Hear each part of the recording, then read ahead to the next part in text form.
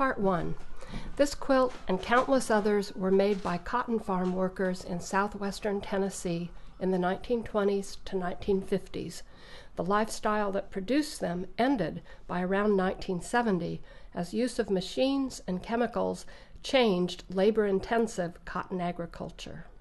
Sharecroppers and small farm owners saw quilt making as a necessity, a way for poor people to keep their children warm at night using recycled flour sacks, old clothes, and field cotton for stuffing.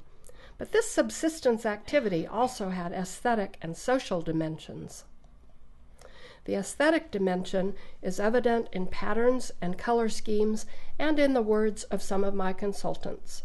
Ida Mae Coleman, for instance, said, "Everybody's quilts were pretty, even though they were made for utilitarian purposes of thrift and warmth." The social dimension is evident in the pleasure that women took in mutual aid quilt groups, which commonly met to quilt the tops that members had pieced individually at their own homes. Rachel Ann Davis pieced the top of this quilt, then brought it to her quilt group for quilting. Until about 1960, utilitarian need was the recognized reason for quilt making in small farm households in this area.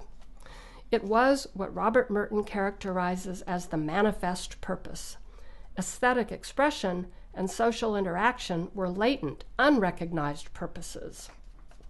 Opal Brack washed clothes in a tub with a washboard for many years, but as cotton agriculture modernized, farm workers, or their adult children, got cash-paying city jobs and bought washing machines, bedspreads, and electric blankets. They no longer needed washboards and quilts.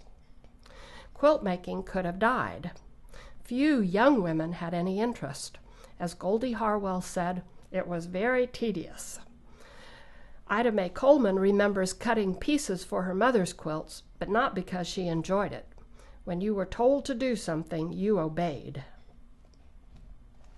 Having lost their manifest purpose of necessity, quilts had low social value in the 1960s.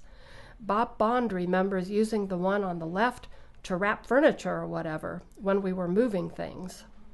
Barbara Callery got the one on the right from her in-laws because no one else wanted it.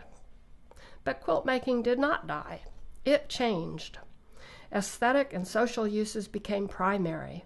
This led to some conflict, as when Carolyn Simpson's mother-in-law found a new quilt she had given her adult daughter lying on the floor with a bottle of milk squirted out on it or something. And Carolyn is sure that the great aunt who gave her the top of this quilt as a wedding present in 1967 would be bent out of shape with me if she knew I had been married almost 50 years and that quilt was still up in my closet, preserved as an heirloom rather than keeping children warm.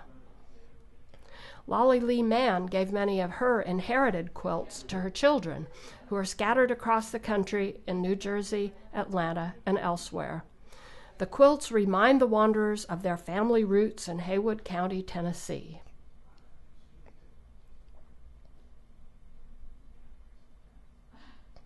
These two gift quilts also strengthen family ties and are the maker's legacy. Ann Baird gave the one on the left to her granddaughter, embroidering the message, "For Mandy, made by Nana, 1980. Rosie Lemon's grandmother gave her the one on the right when she got married. The quilt on the left was a kit that Delois Baggett gave to her older sister. When her sister died, her daughter gave it back to Delois to finish. The sorority quilt on the right is part of the current t-shirt quilt fad. Jessie Carlton's mother and grandmother made it for her. Quilt making became a creative hobby for some women. Lavinia Robinson made the embroidery design on the left from a doily in a Valentine's candy box. Lucille Height made the quilt on the right with a common pieced pattern, then added the redbirds, modeled on a picture in a magazine. The tulip quilt on the left won Ola Jean Currie a third-place ribbon at the Regents Bank Quilt Show in Brownsville, Tennessee in 2006. Her Bullock family tree quilt on the right celebrates family heritage. She used a stencil to make the letters and got the fancy quilting motif from a book. strawberries are an emblem of regional identity since they are grown commercially in the area.